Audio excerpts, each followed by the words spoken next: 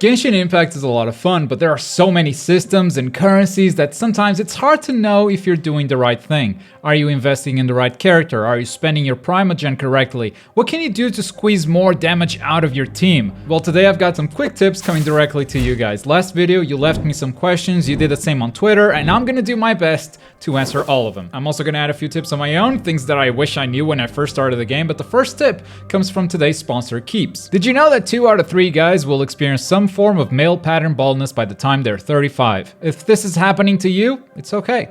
It's totally normal. And Keeps is here to help you. They've made it so easy that you can actually get treated from the comfort of your own house. No need to go to the doctor and get a prescription. You can visit a doctor online with Keeps. You'll get the medication you need delivered to your home directly every 3 months. The tip for treating hair loss is simple. Don't believe that there's a magic solution out there, a special potion that will grow your hair back, because the best way to keep your hair is to prevent hair loss. Treatments can take from 4 to 6 months, sometimes even more, to show results. So the sooner you start preventing your hair loss, the more hair you will save. So if you're noticing that you're losing hair, just do something about it. For a limited time, if you go to keeps.com/Globku, you'll get 50% off your first order. Link down below. Thank you, Keeps, for sponsoring this video. Now let's jump into Genshin Impact tips. Best way to level up adventure rank. Also, how to get summon materials fast, free to play. Wow, we're starting with a showstopper right here. So for adventure rank, just keep doing quests and exploring. If you see a chest, go get it open. If you see a side quest, get it done. Everything gives you adventure rank. Collecting all the aminos and geos, as well as getting all the teleport points in the map, is also really helpful. There's actually an interactive map online if you need help finding these. Just Google Genshin Impact interactive map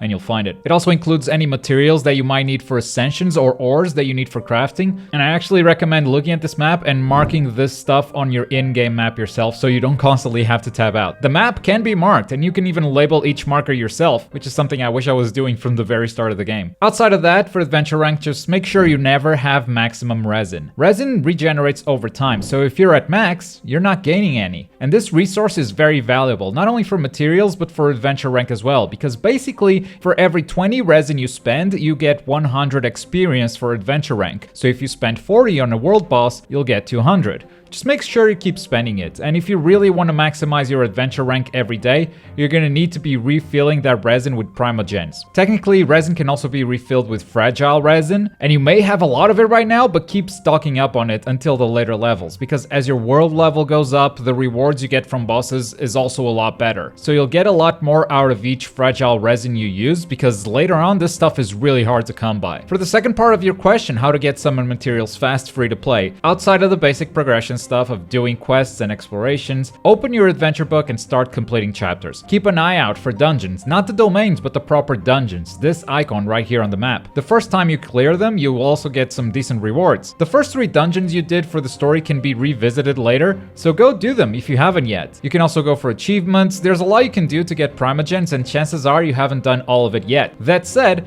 there are a few renewable sources of Primogems. The first one is your daily commissions. Make sure you collect the final reward at the Adventurers Guild every day. And the Spiral Abyss, which gives you so many Primogems. 100 Primogems for each 3-star clear, which means 300 primos per floor. Just make sure you click the Abyss after you leave it and claim your rewards. And if you're able to clear the 8 floors, what comes next is actually repeatable content. It's farmable. So focus on increasing your character levels so you can clear the Abyss every 15 days and reach that end game, which has some really good stuff. Is it worth refining 3-star weapons? Artifacts with 1-2 stars are always food for other artifacts? Another 2-part question. First, the 3-star weapons. Yes, you should absolutely refine 3-star weapons. I mean, if you're not equipping them on any character and you're not using them, obviously no, but if you are using them, refine them absolutely. Doesn't mean you should level them up, but refining is definitely worth it. You can refine weapons by consuming duplicates of that same weapon, and that's a lot easier with 3-star weapons since they're a lot more common. Some of them end up being stronger than 4-star weapons without any refinement. So while you're looking for duplicates of those 4 stars to refine your 4-star weapon, you might have a stronger 3-star weapon in the meantime. So if you're able to refine a weapon 3 or 4 times, it might be worth leveling that weapon up or even ascending it. Regarding the artifacts question, yes, 1 and 2 stars are always food. Because 3-star artifacts are so common, you're just sure to find better ones eventually. I do not recommend leveling up 3-star artifacts too much though. You can take them to +4, that's not a crazy amount of resources, and at +4 they gain a bonus stat, which can be useful. But I wouldn't level them up beyond that. 4 and 5 star artifacts tend to be so much stronger if they have the right stats. And unlike weapons, which you can level up with crystals that you farm in the world, artifacts can only be leveled up by consuming other artifacts, and you simply won't have enough if you start upgrading everything. How to know what artifacts you should use and their stat bonuses and skills, and are they worth leveling up? Well, it's character specific, but early on, so you don't have to worry about it, just go for attack. If the main stat is attack and it has a bonus that you like, that's a good artifact. Later in the game, you can start thinking about some more specific builds and to do something a bit more to your liking. There are exceptions though, even while leveling up, and you find these exceptions by reading through the character's talents. For instance, Barbara here, she's mainly a healer, and her heal scales with her max HP. So on Barbara, instead of prioritizing attack, I prioritize HP. How do I get the 4-star components to craft in the city blacksmith? You must be talking about the blueprints. Well, some of them are adventure rank rewards, some are quest rewards. Those you'll just get by playing the game, you don't need to worry about it. Outside of that, the weekly bosses, both Storm Terror and the Wolf, have a chance of dropping those. The higher your adventure rank is when you clear these bosses, the better the rewards, by the way, but they're never guaranteed. You gotta get a bit lucky. You do have a few guaranteed ones in the Abyss, so go check out which floors give you those blueprints and go try to clear them. How do we unlock character quests? What does friendship do and how do we level it up? Well, character quests are just automatically unlocked as you raise your adventure rank. At some point you will need to do some commissions to get keys to unlock more quests, but you still need to level up your adventure rank to unlock those anyway. Regarding friendship, you level it up with daily commissions, dungeons, and certain quests. Basically, every time you see that companionship XP show up in the rewards,